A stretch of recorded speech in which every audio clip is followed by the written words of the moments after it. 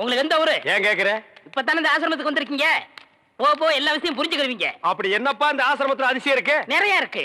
அது எனக்கு ஒருத்தனுக்கு தான் தெரியும். உங்களுக்கு திண்டுக்கல் சகாயத்தை பத்தி தெரியுமா? திண்டுக்கல் கசாயத்தை பத்தி எனக்கு தெரியாதுப்பா. கசாயம் இல்ல, சகாயங்கிற மனுஷனை பத்தி தெரியுமா? டேய், சகாயம்ங்கிற பெரிய வெங்காயமா? அவனை பத்தி தெரியாதா ரூம் கூட்டி போவியா இல்ல எங்கேயே விட்டு போயிருவியா? என்ன கோமா பேசுறீங்க? எனக்கு சகாயம் தெரியும், அவங்க அப்பனை தெரியும், அவங்க தாத்தாவை தெரியும், அவங்க பிள்ளைங்க பூரா தெரியும். இவ்வளவு தெரிஞ்சிருந்தும் இந்த ஆசிரமத்துல எனக்கு மணி அடிக்கிற வேலை. ஏன் 10 பேரை உட்கார வச்சு மொட்டையடியா? உங்களுக்கு சகாயமே தெரியலையே. நீங்க எப்படி இந்த ஆசிரமத்துல ஒரு நாளைக்கு மேல தங்க போறீங்க? என்னடா இது சகாயத்தை போட்டு இந்த தோன்றானே சார். அந்த சகாயம்ங்கிறது யாருக்கு சார்? அதை நான் இப்ப சொல்ல மாட்டேன், அந்த நேரம் வரும்போது சொல்லுவேன். அவ்வளவு நேரம் ஆகுமா? அப்போ இந்த ஆசிரமத்துல நடக்கிற அத்தனை தில்லு முள்ளும் உனக்கு அத்துபடி? ஆமாங்க, உங்களுக்கு எந்த சந்தேகம் இருந்தாலும் என்கிட்ட கேளுங்க, நான் தீர்த்து வைக்கிறேன். Follow me. ஏய் கரிச்சட்டி வாயா. சிஸ்டர் செல்லா மேரி அம்மா தான் இவங்க அம்மாங்கறத ஏன்டா மறைக்கறாங்க? ஓஹோ, நீங்க அத கேக்குறீங்களா? இந்த ஆசிரமத்துல நான் எவ்வளவுக்கு அளவு உத்தமனோ அவ்வளவுக்கு அளவு சிஸ்டர் மோசமானவங்க. மதர் மேரி அம்மா இருக்கும்போது இந்த ஆசிரமம் என்ன வளர்ச்சி தெரியுமா? பூக்கள் என்ன, பழங்கள் என்ன, காய்கள் என்ன, என்ன என்ன என்ன. டேய், நீ என்ன கேபி சுந்தரம்பா பேரன் நினைப்பா? அடிக்கிட்டே போறியே. அட அத விடுங்க, இந்த பில்டிங் விழுந்ததே அவங்களால தான். இந்த பில்டிங் என்ன தாடியா மீசியாடா வளர்றதுக்கு? இவங்க என்ன இன்சல்ட் பண்ணாதீங்க. சரிப்பா, ரொம்ப முறிக்காத. இந்த ஆசிரமத்துல உள்ள சில விஷயங்கள் எங்களுக்கு ரொம்ப தேவைப்படுது. அந்த திண்டுக்கல் சகாயம் கிடைச்சா உங்களுக்கு எல்லாமே கிடைச்ச மாதிரி தான். டேய், எங்க ரூம் எதுடா? இதான். சரிடா. தமிழே, நீ உள்ள போ. சார், அந்த திண்டுக்கல் சகாயம் யாருங்க சார்? ராத்திரி 12 மணிக்கு என் சமயத்துக்கு வந்தா அவரை நான் உங்கள்ட்ட காமிக்கிறேன். 11:45 வந்தா அவர் மனுஷனாவே இருக்க மாட்டாரு. டேய், அந்த திண்டுக்கல் சகாயம் யாரா? ராத்திரி 12 மணிக்கு வாங்க. டேய், அந்த திண்டுக்கல் சகாயம் யாரா? ராத்திரி 12 மணிக்கு வர சொல்லல. 12 மணிக்கு வரேன்டா நானு. வா வா.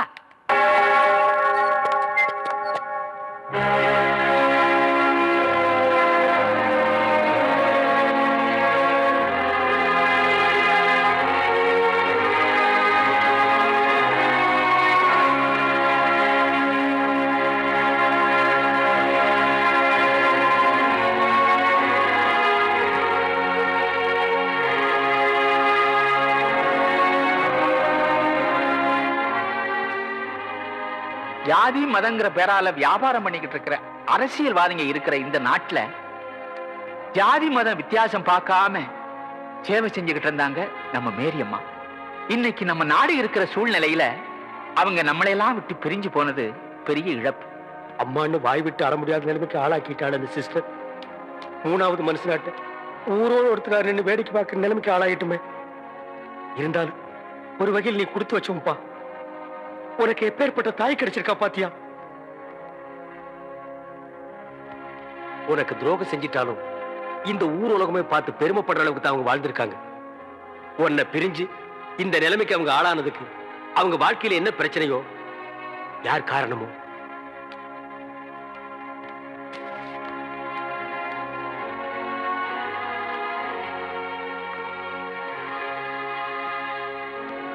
எக்ஸ்கியூஸ் மீ, நீங்க சுவாமி விவேகானந்த ஆசிரமத்துல இருந்து வந்திருக்கீங்களா? ஆமாங்க. மிஸ்டர் தமிழ்ச்செல்வன் நீங்க தானே? ஆமா, அவரோட ஃப்ரெண்ட் நானு. எத்தனையோ விஐபிஸ் வந்திருக்காங்க. வந்திருக்கலாம். அவங்களுக்கெல்லாம் கிடைக்காத பெருமை முக்கியத்துவம் மேரி அம்மா உங்களுக்கு கொடுத்திருக்காங்க. இல்ல, ஐ மீன், நீங்க ஒரு ஹிந்துவா இருந்தாலும் உங்களைத்தான் தன்னோட இறுதி ஊர்வலத்துல சிலுவையை தூக்கிட்டு வரணும்னு சொல்லிருக்காங்க. ஆமா, அந்த அளவுக்கு அன்பு மரியாதையும் உங்களுக்கு கொடுக்கணும்னா அதை பத்தி நீங்க என்ன நினைக்கிறீங்க? மேரி அம்மா பத்தி உங்க ஒப்பீனியன் சொல்றீங்களா? சரியான கேள்வி. வாங்க, கேட்க வேண்டிய இடத்துல தான் கேக்குறீங்க. ஒப்பீனியன் என்னங்க? நாங்க உண்மையை சொன்னா தான் இங்க யாருமே ஒத்துக்க மாட்டேங்கிறாங்களே. அண்ணே, கொஞ்சம் சும்மா இருக்க மாட்டீங்க? நாங்க என்ன நினைக்கிறோமோ அதை இங்க சொல்ல முடியலீங்க. நாங்க இப்ப சொல்ற நிலைமையில இல்ல. வாங்க.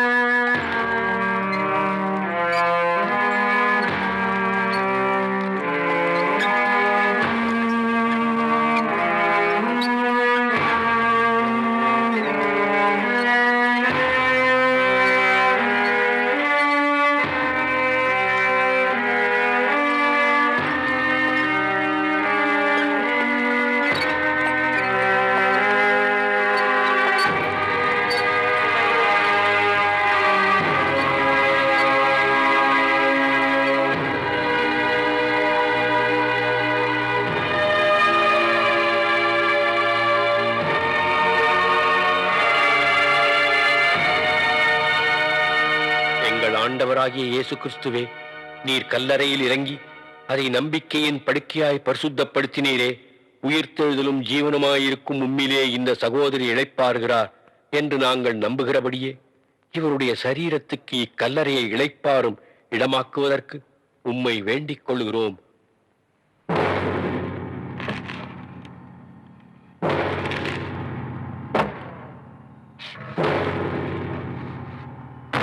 நாம் இவருடைய சரீரத்தை மண்ணுக்கு மண்ணாயும் புழுதிக்கு புழுதியாயும் பூமிக்கு ஒப்புக் கொடுக்கிறோம்.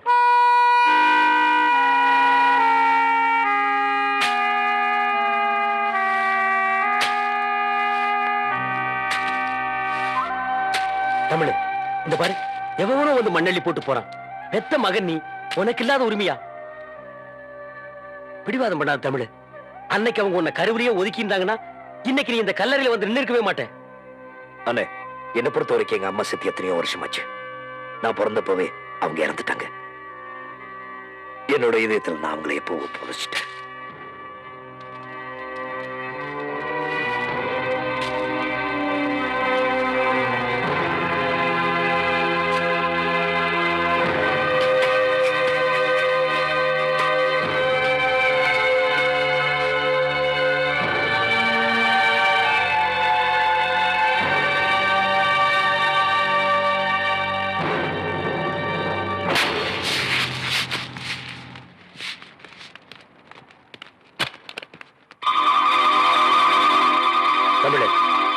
அந்த சிஸ்டர் முறைக்கிறது. எல்லாரும் போயிட்டாங்க. இந்த சந்தர்ப்பத்துல இனிமேலும் நீங்க 2 பேரும் இங்க தனியா இருக்கிறது அனாவசியமான அபிப்பிராயங்களுக்கு இடம் கொடுக்கும். ஏற்கனவே நீங்க பேசின பேச்சுல ஆசிரமத்துக்குள்ளேயே தேவையில்லாத குழப்பங்கள் எல்லாம் ஏற்பட்டிருக்கு. இதுக்கு மேலும் நான் உங்ககிட்ட சொல்லிக்கிட்டு இருக்க மாட்டேன். சீக்கிரம் கிளம்புற வழியை பாருங்க.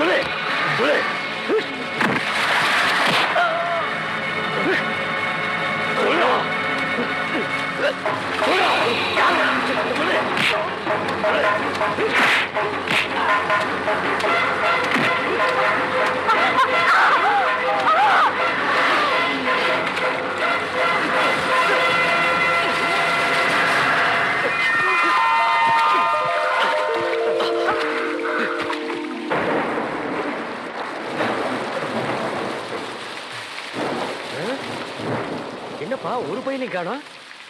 அண்ணே, எல்லாரும் போனதுக்கு அப்புறம் நாம மட்டும் தனியா இருக்கோம்னு நினைச்சா நமக்கு பின்னாடி ஒரு பெரிய கும்பலே இருந்திருக்கு. அவங்க அதுல நீயும் இருந்திருக்க. நீ என்ன காப்பாத்திருக்க. அதனால உன் மேல எனக்கு சந்தேகம் இல்லை. நீ யாரு, எதுக்காக என்ன காப்பாத்துன? நான் இந்த ஊருக்கு வந்து 6 மாசத்துக்கு மேலாச்சு மேரி அம்மாவோட வாழ்க்கை வரலாறு எழுதுறதுக்கு. இந்த 6 மாசத்துல அவங்களோட நெருங்கி பழகுற வாய்ப்பு எனக்கு கிடைச்சிச்சு. மேரி அம்மாவோட கடைசி நாள் வரைக்கும் தனக்கு ஒரு பையன் இருக்கிறதா அவங்களும் என்கிட்ட சொன்னதில்ல, மத்தவங்க சொல்லியும் நான் கேள்விப்பட்டதில்ல. அப்படி இருக்கிறப்போ மேரி அம்மா தான் உங்க அம்மான்னு சொல்லிக்கிட்டு நீங்க ஆசிரமத்துக்குள்ள நுழைஞ்சிங்க. எனக்கு ஒரே குழப்பமா இருந்துச்சு. அந்த நேரத்துல இருந்து உங்களோட ஒவ்வொரு நடவடிக்கையும் நான் கவனிக்க ஆரம்பிச்சேன். சர்ச்சில் கூட உங்ககிட்ட ஏதாவது பேசி தெரிஞ்சுக்கலான்னு வந்தப்போ நீங்க என்ன ரொம்ப கோவமா பேசி அனுப்பிச்சிட்டீங்க. ஆனா உங்களோட கோபத்தை என்னால புரிஞ்சுக்க முடிஞ்சிச்சு. ஏன்னா ஒரு வகையில நானும் உங்களை மாதிரி தான். அம்மா அப்பாவே என்ன ஒரு அனாதையா வளர்த்தாங்க. எஸ், வெறும் பணத்தை மாத்திரம் தான் கொட்டினாங்களே தவிர பாசத்தை காட்ட மறந்துட்டாங்க. எப்பேற்பட்ட உலகத்துல அனாதை குழந்தைகளை கூட தம் குழந்தைகளா பாவிச்சு அடைக்கலம் கொடுத்த மேரி அம்மா எனக்கு ஆச்சரியமாவும் இருந்தாங்க, ஆறுதலாவும் இருந்தாங்க. அதனாலதான் அவங்க வாழ்க்கை வரலாறு எழுதணும்னு ஆசைப்பட்டேன். ஆனா இப்போ எதை தெளிவா எழுதுறது, எது உண்மைன்னு எனக்கு புரியல. அடக்கம் பண்ற இடத்துல கூட சிஸ்டர் உங்ககிட்ட கண்டிப்போட பேசினதை நான் பார்த்தேன். என் சந்தேகம் அதிகமாயிடுச்சு. இப்ப உங்களை அடிக்க வந்தாங்களே, அவங்க ஏற்கனவே மரத்துக்கு பின்னால ஒளிஞ்சிருந்ததை நான் பார்த்தேன். அதனாலதான் நானும் மறைஞ்சிருந்தேன். ஆனா அவங்க ஏன் உங்களை அடிக்க வந்தாங்கன்னு எனக்கு புரியல. இதுல புரியாம இருக்கிறதுக்கு என்ன இருக்கு? மேரியம்மா பையன் தான் தமிழ்ங்கிறது தெரியாம இருக்கிறதுக்காக, அதை மறைக்கிறதுக்காக சிஸ்டர் ஆளுங்களை செட்டப் பண்ணி அடிக்க வச்சிருக்காங்க. இவங்க மிரட்டலுக்கெல்லாம் பயந்துட்டு நாங்க ஓடிடுமா? தமிழே, இன்னைக்கு 2 பாத்துடணும். அந்த சிஸ்டரை விடக்கூடாதுப்பா. நாம அவசரப்பட்டு எந்த முடிவுக்கும் வந்துடக்கூடாது. நீங்க இந்த ஊரை விட்டு போறதுல சிஸ்டர் குறியா இருக்கிறாங்கதான். அதுக்காக அவங்கதான் ஆளை வச்சு அடிச்சாங்கன்னு நாம எப்படி நம்புறது? லுக் மேடம், என் கூட சண்டை போட்ட ஆளுங்களுக்கு சிஸ்டருக்கு சம்பந்தம் இல்லாம இருந்திருக்கலாம்.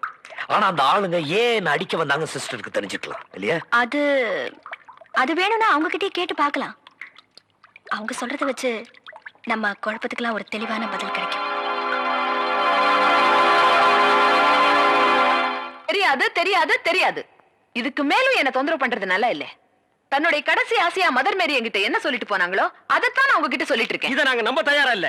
அவங்க வேற ஏதோ சொல்லிருக்காங்க, அதை நீங்க மறைக்கிறீங்க. தம்பி, நீங்க பேசுறது உங்களுக்கே நல்லா இருக்கா? ஃபாதர், மேரியம்மா உயிரோடு இருந்தப்போ நான் தான் அவங்க மகன் எல்லாருக்கும் முன்னாடி சொல்லிக்க முடியாத சூழ்நிலை. இப்ப சாக போற நேரத்துல அந்த உண்மையை என்கிட்ட மட்டும் சொல்லிட்டு சாகலான்னு பிரியப்பட்டிருக்கான்ல, அதுக்காக தான் எனக்கு தந்தியை கொடுத்து வரவழைச்சிருக்காங்க அப்படின்னு நான் நினைக்கலாம்ல. மேரி அம்மாவை போல ஒரு புனிதமான துறவிய இப்படி எல்லாம் அவதூறா பேசாதீங்க. சிஸ்டர், ஒரு பிள்ளைக்கு சமுதாயத்துல அங்கீகாரமே அவங்க அம்மா அப்பா யாருங்கிறது தான். மேரி அம்மாவுக்கு இப்படி ஒரு பிள்ளை இருக்கலாமான்னு நீ கொஞ்சமாவது யோசிச்சு பாத்தியா துர்கா? ஏன் இருந்தா என்ன? என்னம்மா சொல்ற? சிஸ்டர், நீங்க கடவுளா கும்பிடுறீங்களே இயேசுநாதர், அவங்க அம்மா கூட முறைப்படி கல்யாணம் ஆகிறதுக்கு முன்னாலே தாயானவங்க தான். சிஸ்டர், தாய்மைங்கிறதே புனிதமானதுதான். இதுக்கு மேலையும் நீங்க இப்படி பேசுறத என்னால அனுமதிக்க முடியாது. சிஸ்டர், நீங்க ஒரு கன்னியாஸ்திரி. அதனாலதான் பெத்த பாசம் என்னங்கிறதும் பிள்ளை பாசம் என்னங்கிறதும் உங்களுக்கு தெரிஞ்சிருக்க நியாயம் இல்ல. ஆனா அதுங்கிற அவமானமும் அதுல இருக்க கஷ்டமும் அனுபவப்பட்டவங்களுக்கு தான் தெரியும். இப்படி எல்லாம் பேச விட்டு வேடிக்கை பார்க்கத்தான் நீ இவங்களை எல்லாம் கூட்டு வந்திருக்கியா?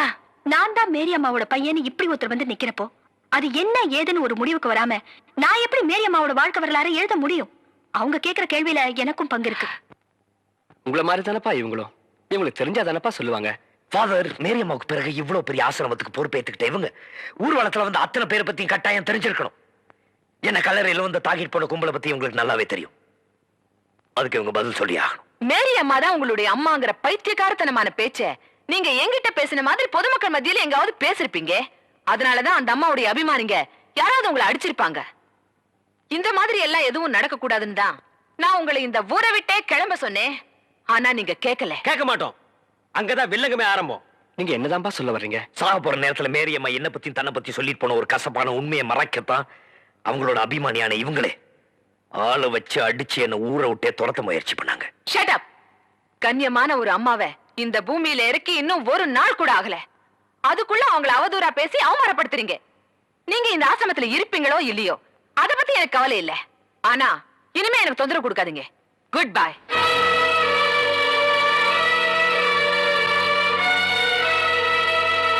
தம்பி, மதர் மேரியை இழந்து இந்த ஆசிரமமே துக்கத்துல இருக்க இந்த நேரத்துல நீ இப்படி ஒரு பிரச்சனையை கொண்டு வந்தா யாருக்கும் மேல கோவம் வரத்தானப்பா செய்யும். ஆமா, சும்மா இருந்த சங்க ஊதிக்கெடுத்தான ஆண்டிங்கிற மாதிரி செவனேட்டு எங்களை தந்தி கொடுத்து வர வச்சு ரொம்ப டக்கால்ட்டி வேலை பண்றீங்க ஃபாதரப்பா. தம்பி, உன் பிரச்சனைக்கு தீர்வு காணணும்னா ஒரு வழி இருக்கு. எப்படி மெழுகுவத்தி கொளுத்தி 2 கையிலையும் வச்சுக்கிட்டு வந்த வழியே ஓடிடுவா? நீங்க கொஞ்சம் சும்மா இருக்கீங்களா? என்ன வழி ஃபாதர்? மதர் மேரி சாகிறதுக்கு முன்னாடி அவங்களுக்கு பாவ மன்னிப்பு ஜெபம் பண்ணவர் பிஷப் தான். ஒருவேளை அவர்கிட்ட மதர் உண்மையை சொல்லிருக்கலாம். நம்ம பிஷப்கிட்ட போய் கேட்போம்.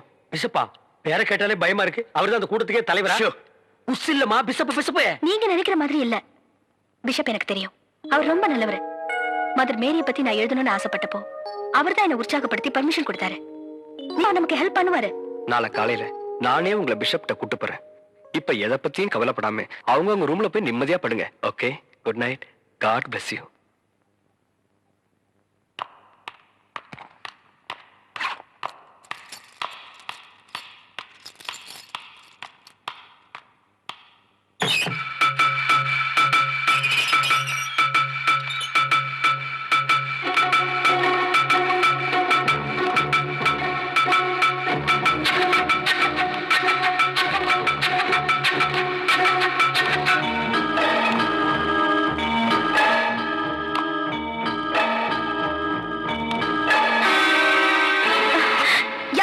நான் யாருங்கிறது தேவையில்லை.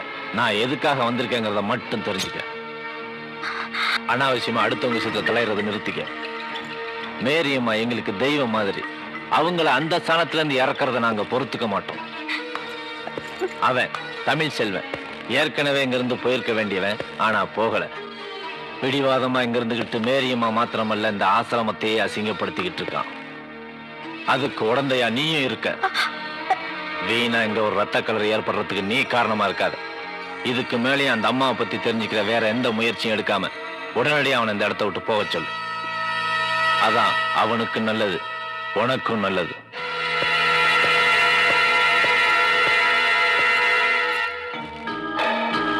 ஒரு தடவை தான் சொல்வேன், ஒரே தடவை தான் சொல்வேன். உடனடியா இடத்த காலி பண்ண சொல்லு. முடியாது. நான் இந்த இடத்த விட்டு போக முடியாது. என் அம்மாவை பத்தி தெரிஞ்சுக்காம நான் இங்க போக மாட்டேன். என்னாலும் சரி.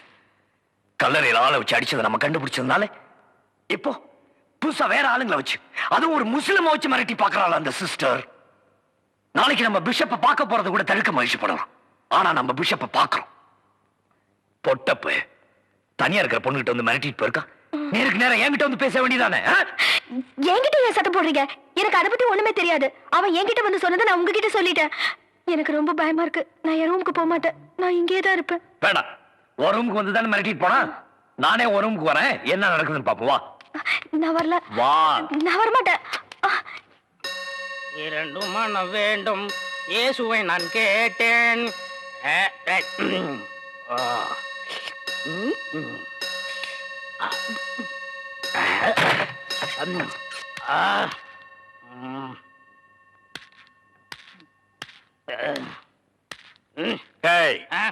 யார் அந்த திண்டுக்கல் சகாயம்?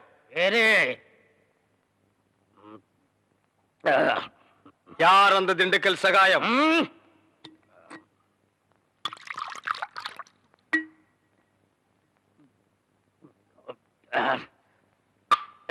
யார் அந்த திண்டுக்கல் சகாயம்?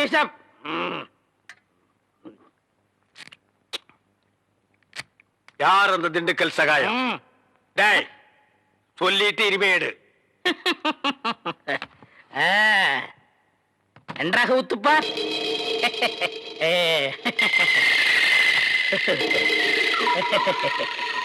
அவரேதான் இவர், இவரேதான் அவர். எப்படி? அவரேதான் இவர், இவரேதான் அவர். இவரேதான் அவர்? ஐயோ, திண்டுக்கல் அடிக்காதீங்க. அவரேதான் இவர். ஐயா, என்ன? ஏண்டா நீதான் திண்டுக்கல் சகாயமா? ஏண்டா இதுக்கு ஒரு நாள் பூரா திண்டுக்கல் சகாயம் திண்டுக்கல் சகாயம்னு பயமுறுத்திட்டு இருந்தியாடா. நான் என்னமோ திண்டுக்கல் சகாயம்னா பெரிய கொம்பன், பெரிய கொள்ளைக்கூட்டு தலைவன், தூங்கும் போது அடிச்சு கொலைகளை பண்ணிடுவான்னு பேதியாகி படுத்துட்டு இருந்தாடா. மணி அடிக்கிற நாய் நீதான் திண்டுக்கல் சகாயம்மா? டேய், இனிமே திண்டுக்கல் சகாயம் உனக்கு பேரே இருக்க கூடாது. யாராவது உன் பேர் என்னன்னு கேட்டா என்ன சொல்லணும்? எனக்கு பேர் தெரியாதுன்னு சொல்லணும். ஏன்னு கேட்டா எங்க அப்பா அம்மா எனக்கு பேர் வைக்கலன்னு சொல்லணும். சொல்லுவியா? என்னடா உன் பேர் என்ன? நான் பேர் தெரியாதவங்க. ஏன்? எங்க அப்பா அம்மா பேர் வைக்கலங்க. உன் பேர் என்ன? நான் பேர் தெரியாதவங்க. ஏன்? எங்க அப்பா அம்மா பேர் வைக்கலங்க. உன் பேர் என்ன? நான் பேர் தெரியாதவங்க. ஏன்? எங்க அப்பா அம்மா பேர் வைக்கலங்க. சொல்லிட்டாரு. ஐயா, நான் பேர் தெரியாதவங்க. எங்க அப்பா அம்மா பேர் வைக்கலங்க. ஏன்டா நிறுத்துற சொல்றா? நான் பேர் தெரியாதுங்க. எங்க அப்பா அம்மா பேர் வைக்கலங்க. நான் பேர் தெரியாதுங்க. எங்க அப்பா அம்மா பேர் வைக்கலங்க. நான் பேர் தெரியாதுங்க. எங்க அப்பா அம்மா பேர் வைக்கலங்க.